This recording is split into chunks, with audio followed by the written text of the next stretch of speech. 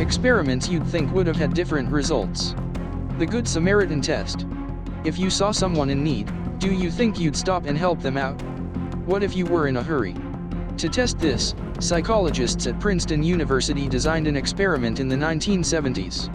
The premise was simple. A group of students were all called to see researchers and asked to give a talk about the Good Samaritan from the Bible at a nearby building. They were either told that they had plenty of time to go to the next place, had a little time, or were running late already. On their way to where they were supposed to give the speech, they would pass a stranger, one that appeared to be sick and needed help. Because of the route they took, there was no way that the students would be able to pass the stranger without noticing him. Even though that they were giving a speech on the Good Samaritan, the time pressure had the biggest impact. 63% of those with plenty of time helped. 45% of those with a little time helped, and only 10% of those who were running late helped. These are much lower numbers than the experimenters expected. The majority rule experiment. In 1951, Solomon Asch designed an experiment to test this. He took 8 people into a room and gave them a vision test. They were shown 3 lines of different lengths, and asked which one was the same length as the 4th line that was shown. Now, 7 of the 8 people being asked were actors, and only the 8th was a true participant.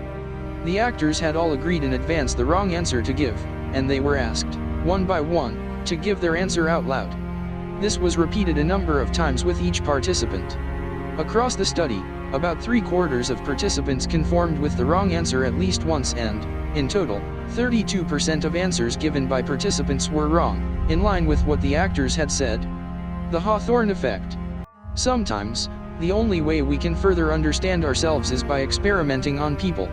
The rules surrounding this have changed significantly in the past century, and it's no longer considered ethical to put people in traumatic situations or conduct experiments on people without their prior permission.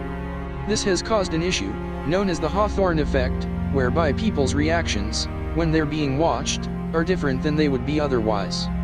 The effect was first noticed in the late 20s and early 30s on a factory floor in Hawthorne. Researchers wanted to see if increasing the lighting would improve productivity, but were surprised to learn that, while it did, the same improvement happened when the lighting was reduced. The value of art experiment. Why is a piece of art worth what it is? In 2007, the Washington Post carried out an experiment that showed how our sense of value is affected by the packaging. Joshua Bell is a highly regarded violinist, and in the week of this experiment, he had sold out Boston's Symphony Hall with seats selling for an average of $100. The question was, if he played with the same skill and the same $3.5 million violin at the Metro station in L'Enfant Plaza in Washington, how many people would stop to listen, and how much would he make in donations? What do you think happened? Would people stop and appreciate the music? Well, of course they didn't.